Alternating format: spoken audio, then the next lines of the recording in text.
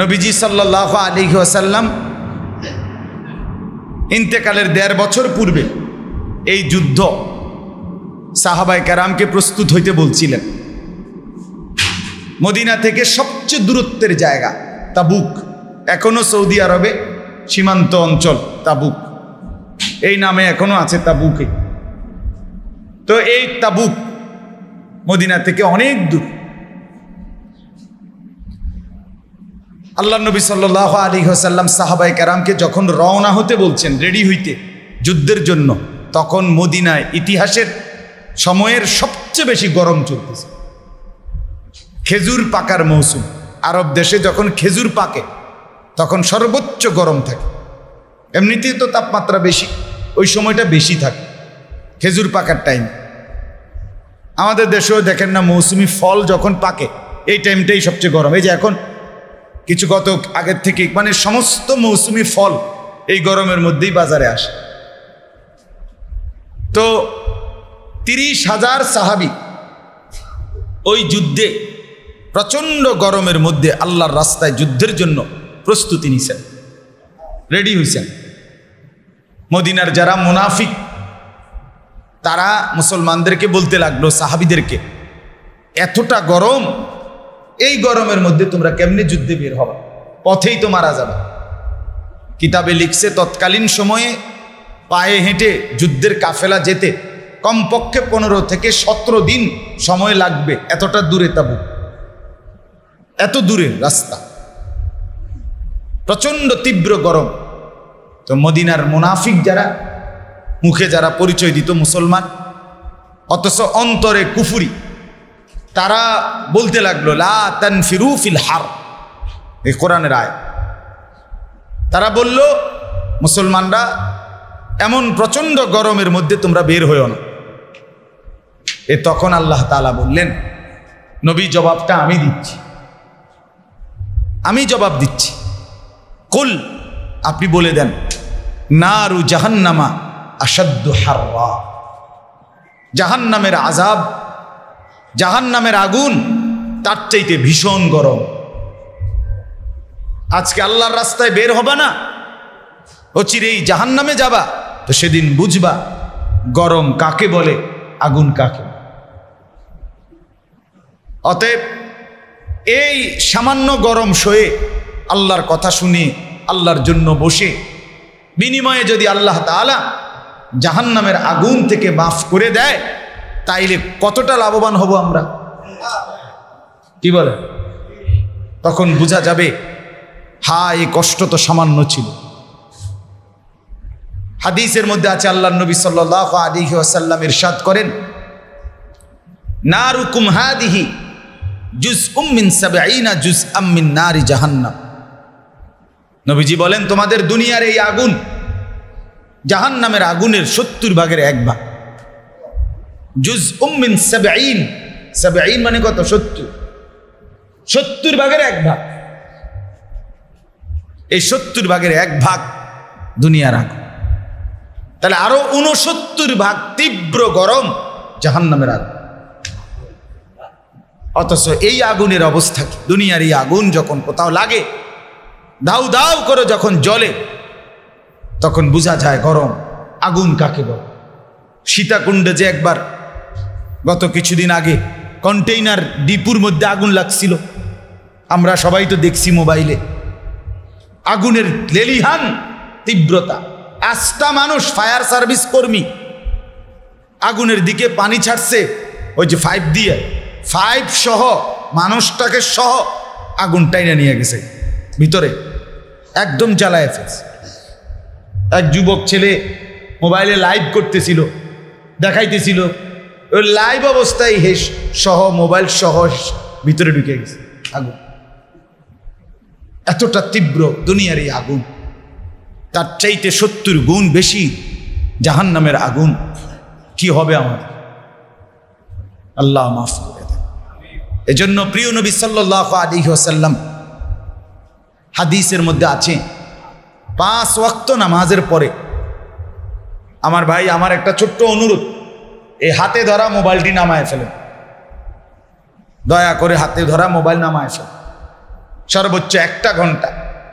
সবগুলো ছেলে, যুবক ভাই, সবার কাছে আমার অনুরোধ, দোস্ত, আমি 1 ঘন্টা ভিক্ষা চাই, অনুরোধ করছি, করো জোরে, মোবাইলটা পকেটে ঢুকার, বিশেষ করে ছেলেরা বাপ, 1 ঘন্টা সময় মোবাইল থেকে আলাদা একটু সময় চাই। এই অল্প একটু সময় এক ভাই হিসেবে অনুরোধ করলাম।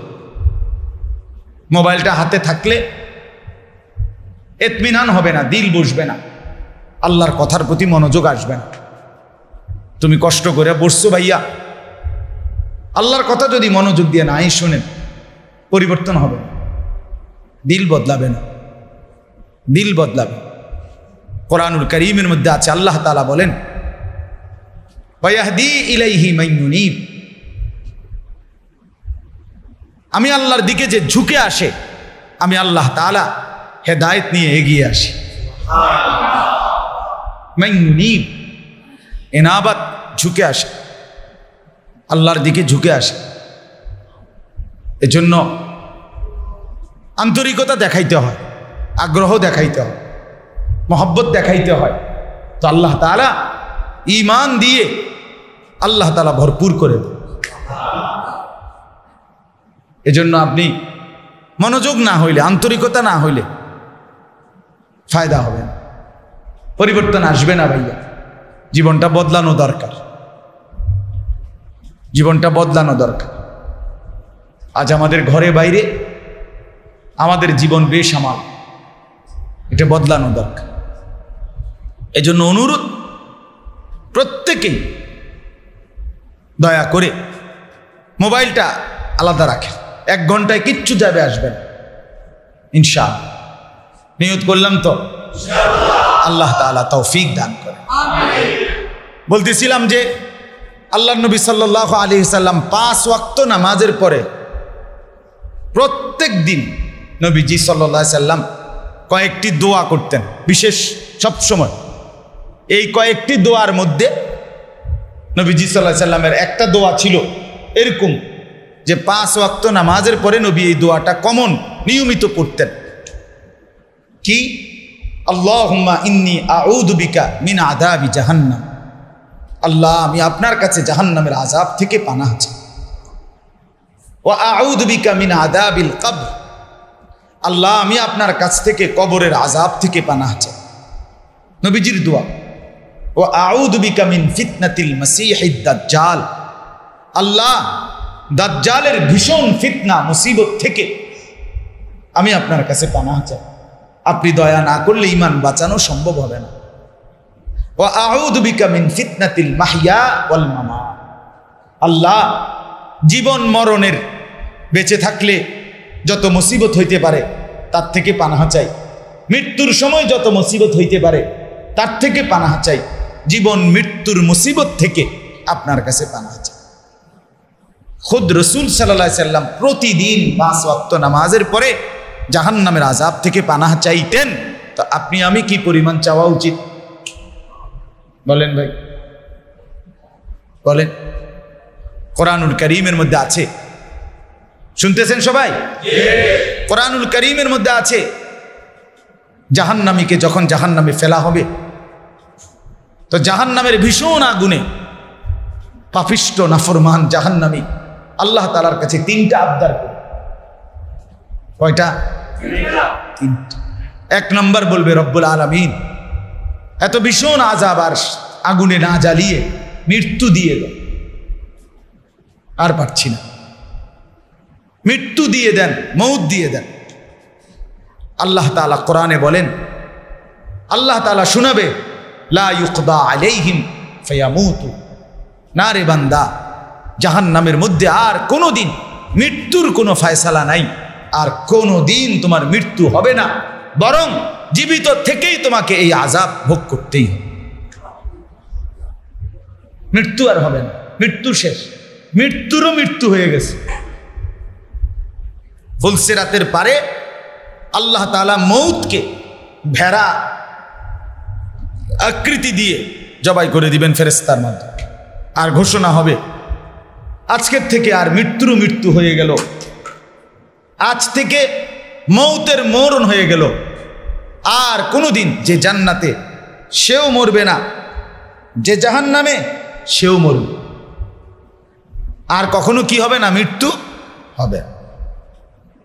2 নম্বরে জাহান্নামী আল্লাহকে বলবে, আল্লাহ তাইলে এই ভীষণ আযাব থেকে আমাকে একটু সময়ের জন্য বিশ্রাম দেন, একটু তাখফিফ, আযাব হালকা করে দেন। হয়তো 1 ঘন্টা বিশ্রাম দেন, নয়তো সপ্তাহে 1 ঘন্টা, নয়তো মাসে 1 ঘন্টা, একটু সময় আমাকে বিশ্রাম দেন, আমি আর পারছি না। আল্লাহ তাআলা বলেন, ওয়ালা ইউখাফফাফু মিন আযাবিহা, না রে নাফরমান, জাহান্নামের আযাব 1 সেকেন্ডের জন্য হালকা করা হবে। মেরে মুহতারাম, আমার ভাই, আমার জওয়ান বন্ধু, এরপরে নাফরমান পাপী জাহান্নামী 3 নম্বরে আল্লাহকে বলবে, আল্লাহ রব্বানা আখরিজনা না'মাল সালিহান গায়রাল্লাযী কুননা না'মাল, বলবে আল্লাহ তাইলে আমারে দুনিয়ায় আরেকবার ফেরত যেতে দেন।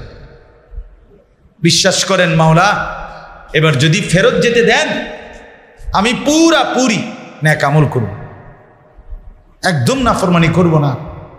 আপনি আমারে সুযোগ ছেড়ে দেন, আমারে কারাগার থেকে মুক্তি দিয়ে দেন, আমি একদম ভালো হয়ে যাব, মানে আবার দুনিয়ায় যেতে দেন। এই তখন আল্লাহ তাআলা 2টা কথা বলবে, 2টা প্রশ্ন করবে আল্লাহ প্রত্যেক জাহান্নামীকে। আল্লাহ বলবে, আওয়ালাম নুআম্মিরকুম মা ইয়াতাযাক্কারু ফীহি মান তাযাক্কারা, আমার বান্দা বলো তো সত্যিকার ভাবে ইনসাফের সাথে আমি কি তোমাকে ওই পরিমাণ হায়াত দেই নাই যে পরিমাণ হায়াত পেলে আমার কথার থেকে উপদেশ নিতে পারতা? এর দূর সুযোগ কি আমি দেই নাই? বলো বলো, আমি কি ওই পরিমাণ হায়াত দেই না? তুমি দেখো তো এই জাহান্নামের চতুর্দিকে দেখো, কোনো 8 বছরের বাচ্চা আছে কিনা, 10 বছরের কোনো বাচ্চা আছে কিনা, 6 বছরের কোনো বাচ্চা আছে কিনা, 12 বছরের কোনো বাচ্চা আছে কিনা? নাই, একজনও নাই। আল্লাহ বলেন, আমি যাকে হায়াত দেই নাই, নাবালেক সাবালক হওয়ার আগে যাকে মৃত্যু দিয়েছি তাকে আমি আযাবও দেই না, শাস্তিও দেই নাই। বালেক সাবালক বানিয়েছি যাকে, এরপর থেকে যার হায়াত যতদিন হিসাবও হয়েছে এতদিন, শাস্তিও দিচ্ছি অতদিন। তোমাকে বুঝার জন্য সময় দিছি 14 বছর, তোমাকে বালেক বানাইছি। ছেলেদের গোসল ফরজ হয়েছে 14 বছরে, মেয়েদের গোসল মাসিক ঋতুস্রাব শুরু হয়েছে 13 কিংবা 14 আগে। এর আগ পর্যন্ত আমি আল্লাহ তোমাকে বুঝতে বুঝতে সময় দিছি, তাইলে এরপরে ওইগুলো পিছনটা ধরি নাই। এরপরে 14 থেকে যার হায়াত 30 ইন্তেকাল করছে, তো পাইছো হায়াত যেদ্দুর, হিসাবও নিচ্ছি এদ্দুর, শাস্তিও দিচ্ছি এদ্দুর। তা আমি জুলুম করলাম কো? আমি জুলুম করলাম? 14 বছরের একটা ছেলে বলুক, এই ছেলেরা তোমরা দাঁড়ায়া বলো, তুমি কি বোঝো না যে নামাজ 5 ওয়াক্ত পড়া তোমার উপরে ফরজ? বলো না ভাইয়া, বলো। না না, ছেলেরা বলতে হবে। ছেলেরা বলো মিয়া, বলো, তোমরা ছেলেরা বলো না। তাহলে কেন পড়ছো? আমার বন্ধু পড়ছো না কেন? আমি গল্প শুনাইতে আসি নাই, শুধুই ওয়াজ করতে আসি নাই, বিবেক জাগাইতে আসছি, হৃদয় জাগাইতে। আমি ফেরিওয়ালা, সারাদিন ফেরি করি। সে সকালে বের হইছি, মুরাদনগরে আমাদের দাওয়াত তাবলীগের জোর ছিল জোহরের পরে, সেখানে ছিলাম। গাড়ি ডিস্টার্ব করছে, সিএনজি দিয়া ভাঙ্গা ভাঙ্গা ভাঙ্গা। ও এরপরে আরেকখানে বয়ান করছি, সেখান থেকে আবার এখানে আসছি। গাড়িতে বসেই একটা সামান্য নাস্তা করছি, একটু একটা কি যেন খাওয়াইছে, এটা খাইছি আর পানি খাইছি। তো আমার বলার উদ্দেশ্য হলো, আমার ভাই, আল্লাহ তাআলা বলবেন, বলো বান্দা, আমি কি তোমাকে ওই পরিমাণ হায়াত দেই নাই যে পরিমাণ হায়াত পেলে উপদেশ গ্রহণ করতে পারতে?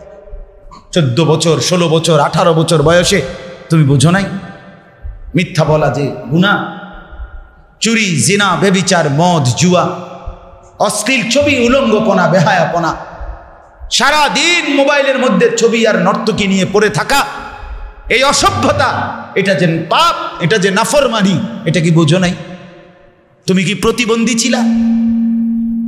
তুমি কি মানসিক বিকারগ্রস্ত ছিলা? তুমি কি পাগল ছিলা, না মাতাল ছিলা, না ছাগল ছিলা? বুঝলা না কেন? বুঝলাম বলো ছেলে, বুঝলা না কেন?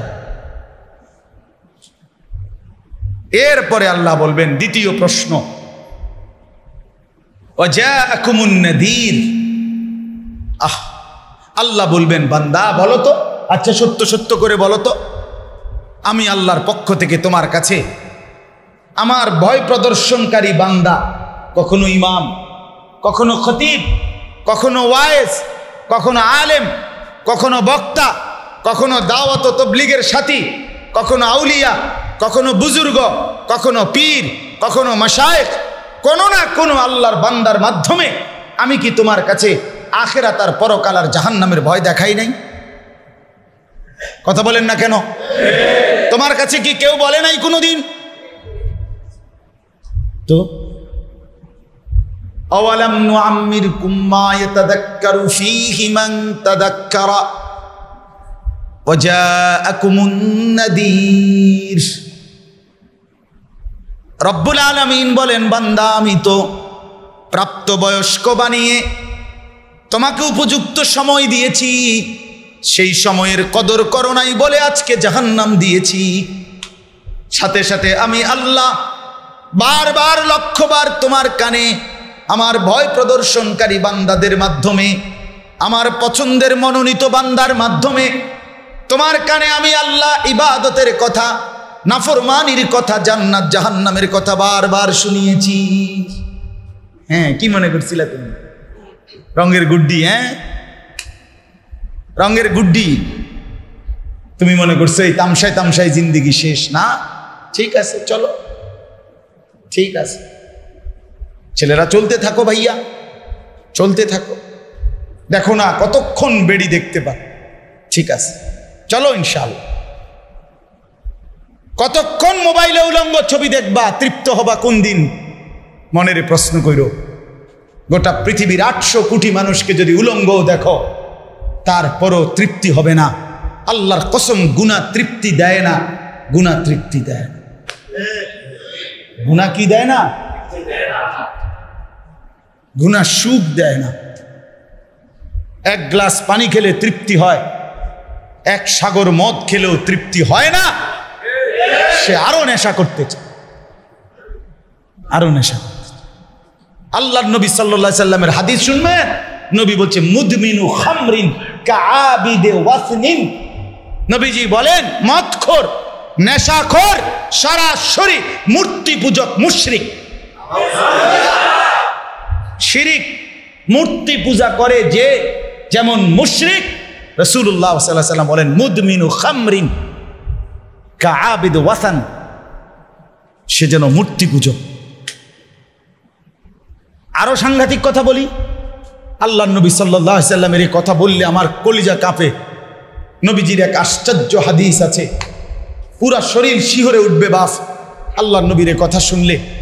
নবীজি বলেন যারা নেশা করে, মদ খায়, আল্লাহর রাসূল বলে অচিরেই সে তার আপন আপন মামি, ফুফি, খালা, চাচি, এমন আপন জন, তারা কিংবা তাদের কন্যা এমন কারো সাথে জিনা কিংবা ব্যভিচার করতে আগ্রহী হয়।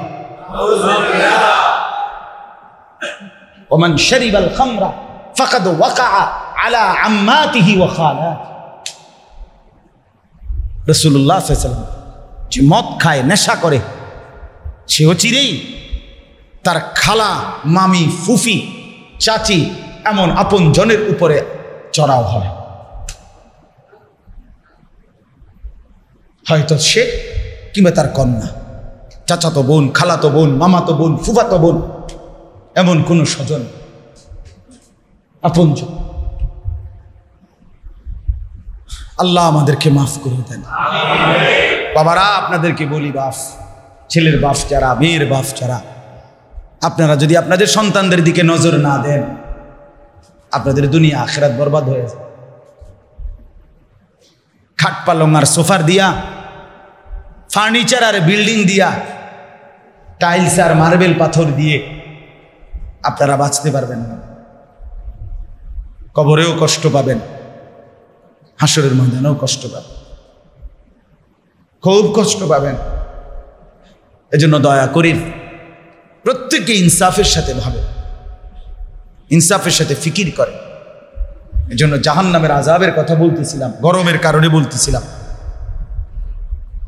যে জাহান্নামের প্রচন্ড আযাবে বান্দা অস্থির হয়ে যাবে। বহু জায়গায় আছে কোরআনে, রব্বানা আখিরনা ইলা আজালিন করিব নুজিব দাওয়াতাকা ওয়া নাত্তাবিউর রুসুল, এটাও কোরআনের আয়াত। জাহান্নামী বলবে, আল্লাহ আমার একটু সুযোগ দেন, দুনিয়ায় যেতে দেন, আমি আপনার সবগুলো কথা শুনব এবং আপনার নবী রসুলদের কথাগুলো গ্রহণ করব, আপনি আমার আরেকবার দুনিয়ায় যেতে দেন। আল্লাহর কসম, আল্লাহ বলবে, আমার বান্দা দুনিয়ায় থাকাকালীন তুমি বারবার মনে করছিলে তোমার এই শক্তি, তোমার এই সাহস, তোমার এই যৌবন, তোমার এই মাল বাড়ি ঘর, তোমার এই মোবাইল, তোমার এই মোটর সাইকেল, তোমার এই জমানি, তোমার এই বাহাদুরি, এগুলো আর কোনোদিন শেষ হবে না। তুমি এটা ভাবছিলা নাফরমান, আজ তো দেখলা তোমার কিচ্ছু নাই, যা আছে সব আমি আল্লাহটাই আছে। আজ আছে কার? শুধু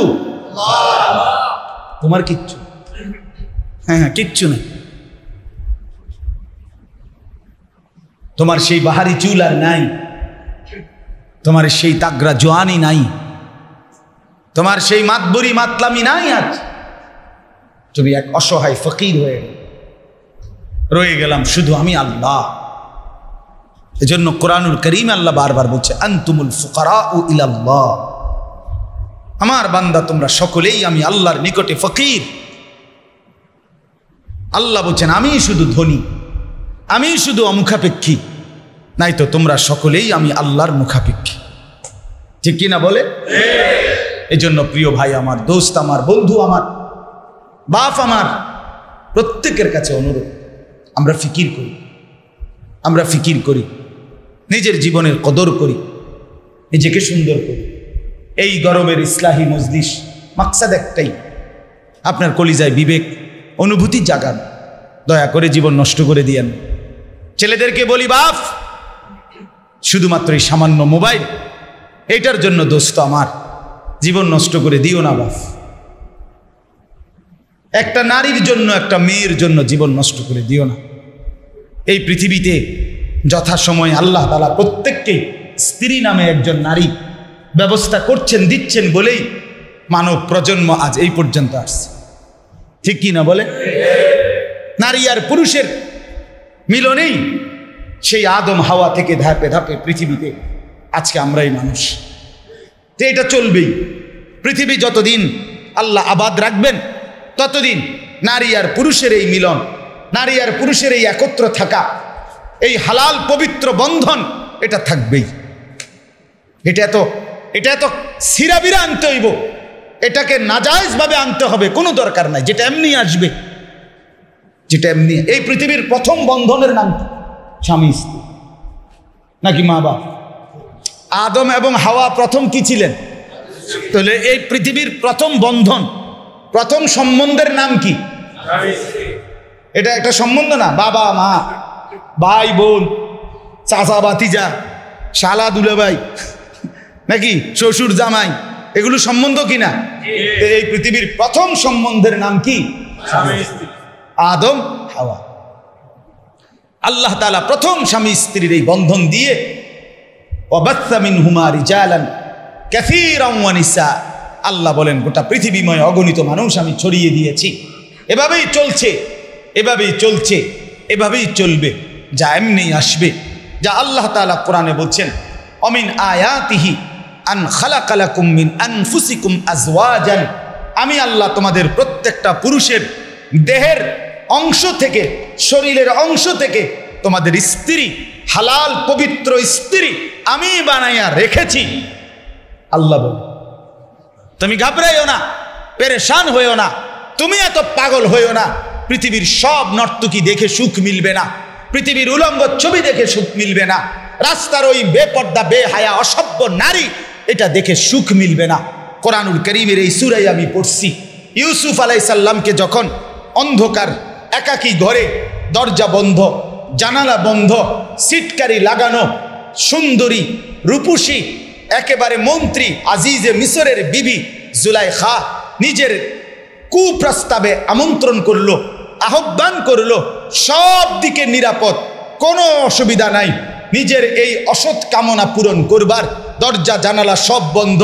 যেই নারী সে রাজি, এবং যেই যুবক ইউসুফ আলাইহিস সালাম উনি অন্য জায়গারও কোনো মানুষ না যে কেউ সন্দেহ করবে, উনি এই বাড়িতেই থাকে, উনি এই ঘরেই থাকে, উনি এখানেই থাকে, কাজে এটা আলগা কোনো ছেলে না, আলগা কোনো যুবকও না, কেউ জানবে না। এরকম এক জায়গায় সমস্ত সুযোগ 100 পাওয়ার পরেও আল্লাহর কসম ইউসুফ আলাইহিস সালাম বলছে, ক্বালা মাআযাল্লাহ, আমি আমার আল্লাহর কাছে পানাহ চাই, ইন্নাহু রাব্বি আহসানা মাসওয়াই। ইউসুফ আলাইহিস সালাম বললেন, জুলাইখা শোনো, তুমি আমার যেই মনিব, আমার যেই মালিক, আমার যেই আল্লাহ আমারে ছোট্টবেলা থেকে তিল তিল করে লালন করে পালন করে বড় উত্তম ভাবে এই পর্যন্ত পৌঁছিয়েছেন। 10 ভাই আমারে পানির মধ্যে, কূপের মধ্যে ফেলে দিয়েছে। তাফসীরের মধ্যে আছে রশির মধ্যে 2 হাত বাইন্ধা হযরতে ইউসুফকে 10 ভাই যখন পানির মধ্যে কূপে ফেলে দিয়েছে, এরপরে যখন কূপের মধ্যে ফেলে 2 হাতের মধ্যে বাঁধা রশিটা যখন ভাইয়েরা কেটে দিছে, আল্লাহর কসম তাফসীরে লিখছে রব্বুল আলামিন হযরত জিবরাইলকে আরশে আজিম থেকে ডাক দিয়ে বললেন, জিবরাইল, আমার বন্ধু নিচে পড়ে যাবে, কূপের মধ্যে পড়বার আগে আগেই আমার বন্ধু দাঁড়াইবার জন্য পাথর তুমি নিচে বসায় দাও। হযরত ইউসুফের রশি কাইটা লাইছে, এখন পড়তে তো কমপক্ষে আধা ঘন্টা লাগবে। হযরতে জিবরাইল তারও আগে পৌঁছে পাথর বসায়। হযরত ইউসুফ আলাইহিস সালাম স্বাভাবিক মানুষ যেভাবে দাঁড়ায়, একদম স্বাভাবিকভাবে পাথরের উপরে ভেবে দাঁড়িয়েছে। তাফসীর ইবনে কাসীর আছে। তাইলে বলেন তো, তিনি বললেন আমার আল্লাহ আমাকে তিল তিল করে আমাকে উত্তমভাবে লালন পালন করেছেন, এমন মনিবের, এমন মালিকের নাফরমানি আমি করতে পারি না। এরপরে বলছেন, অথবা আমার যেই মনিব তোমার স্বামী, সেও আমার মনিব দুনিয়ার, সেও আমারে বড় যত্ন করে আদর করে আমারে এই বাড়িতে রাজপ্রাসাদে আশ্রয় দিছে, আমি তারও নাফরমানি কেমনে করি, তার নাফরমানি কেমনে। এরপরে যেই কথাটা বলছে, ছেলেরা বাপ তোমাদেরকে বলি, প্রত্যেকটা মুসলমানকে বলি, ইন্নাহু লা ইউফলিহুজ জালিমুন। ইউসুফ আলাইহিস সালাম বলছে, জুলাইখা শুনো, কোন জালেম, কোন ব্যভিচারী, কোন পাপী, কোন জিনাকার সফল হবে না, সফল হবে না, সফল হবে না, চূড়ান্ত বলে দিলাম। জিনাকার সফল হয় না, ব্যভিচারী সফল হয় না। অতএব এই যুবকরা, তোমরা যারা নারীর পিছনে পড়ে আছো, উলঙ্গ ছবি, নর্তকীর নাচ, জিনা ব্যভিচারের দৃশ্য, উলঙ্গ দৃশ্য, কিংবা কোনো মহল্লার মেয়ের সাথে প্রেম করো, কিংবা রাস্তার কোনো মেয়ের সাথে প্রেম করো, আল্লাহর কসম, রব্বে কাবার কসম, আমি বললাম তুমি ব্যর্থ হবে, তুমি ব্যর্থ হবে, তুমি ব্যর্থ হবে। অচিরেই ফাসাদ লাথি ছাড়া আর কিচ্ছু মিলবে না। ফাসাদ লাথি মিলবে না, আর কিচ্ছু। হ্যাঁ, যে মেয়ে তার মাকে ফাঁকি দিছে, যে মেয়ে তার বাপকে ফাঁকি দিছে, যে মেয়ে তার বংশকে ফাঁকি দিছে, যে মেয়ে তার চরিত্রকে ফাঁকি দিছে, যে মেয়ে তার পর্দাকে ফাঁকি দিছে, যে মেয়ে তার দেহকে নষ্ট করে দিছে, যে মেয়ে তার আখলাক নষ্ট করে দিছে, হে তোমারে মূলা দিব, হ্যাঁ তোমারে লাউ কদু দিব, ঘোড়ার ডিম ছাড়া আর কিছু নেই।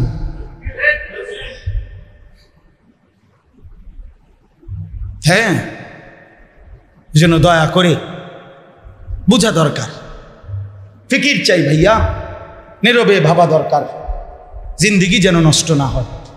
বলেন ইনশাআল্লাহ। কোরআনুল কারীমে আল্লাহ বলছেন, ওয়ালা তুলকু বিআইদিকুম ইলা তাহলুকা। আল্লাহ বলেন আমার বান্দা নিজের হাতে নিজেকে ধ্বংস করে দিল। আল্লাহ বলছে নিজের হাতে নিজেকে কি করো না, ধ্বংস করো, নিজেরে নিজে বরবাদ করে দিও না। তুমি বন্ধু ভালো না হলে আমি তো বলতেই পারবো শুধু, কিন্তু তুমি হিম্মত না করলে বদলাবে কি? আমার শায়েখ, আমার ঢালকানগর হজরত আরিফ বিল্লাহ হজরত মাওলানা শাহ আব্দুল মতিন বিন হুসাইন হজরত দামাত বারাকাতুহুম এই মাসের ইসলাহি মজলিসে গত বৃহস্পতিবার আমিও ছিলাম হজরতের মজলিসে। হজরত বলছেন গুনাহ ছাড়বার জন্য, ইবাদত করবার জন্য কাবাগরের সামনে দাঁড়াইলে হবে না, মদিনার রওজার সামনে দাঁড়াইয়া থাকলেই শুধু হবে না, সেটা তো বরকতের ব্যাপার, সেটা তো বরকতের বিষয়, কিন্তু গুনাহ থেকে বাঁচবার জন্য, আল্লাহর ইবাদত ঠিক মতো করার জন্য আমার আপনার প্রত্যেকের কলিজার ভিতরের একটা মজবুত হিম্মত থাকা দরকার। কি দরকার? একটা হিম্মত। আমি গুনাহ করব, আমি নাফরমানি করব, নারী উলঙ্গ হয়ে যাক আমি দেখব। আমরা কিতাবে পড়ছি এক সাহাবী, নওজোয়ান সাহাবীকে যুদ্ধের ময়দানে খ্রিস্টান বাহিনী আটকাইয়া ফেলছিল, বন্দী করছিল। ওই খ্রিস্টান সেনাপতি এই নওজোয়ান সাহাবীর রূপে সৌন্দর্যে এত মুগ্ধ হয়েছিল, সে তার কন্যাকে তাকে বশীভূত করার জন্য এই নওজোয়ান সাহাবীকে বন্দী করে তার উপযুক্ত সুন্দরী কন্যাকে বলছে, তুমি তাকে তোমার রূপ আর যৌবন দিয়ে যেভাবে হোক তার চরিত্রকে কলুষিত করো। 3 দিন টানাটা মেয়ে এক আলাদা নিভৃত কুঠুরিতে, আল্লাহর কসম আমি নিজে উর্দু কিতাবে পড়ছি, মেয়েটা চেষ্টা করছে তার রূপ আর যৌবন দিয়ে, কিন্তু কসম খোদার তিনি একবারের জন্য তার দিকে নজর দিয়ে তাকায় নাই। তো বের হয়ে সে তার বাবাকে বলছে, বাপ ইন্নাহু হাজারুন আম শাজারুন, তুমি যেই ছেলেটা যেই যুবকটার কাছে আমারে দিছো বাপ, কসম বাপ এটা হয় গাছ নয় এটা পাথর, এটা কোনো মানুষ না। আমি শত চেষ্টা করছি, লা ইয়ালতাফিতু ইলাইয়া, সে আমার দিকে কি করে নাই, বাঁকা চোখেও তাকায়, নজর দিয়েও তাকায়। এটা শুধু গল্পের মধ্যে সীমাবদ্ধ হলে চলবে না, এটা সম্ভব কিনা বলেন? হযরত বলছেন হিম্মত দরকার। কি দরকার ভাই? সবাই বলেন এই জন্য আমি বলি যে আমার হিম্মত আপনার হিম্মত, আমার হিম্মত আমার জান্নাত।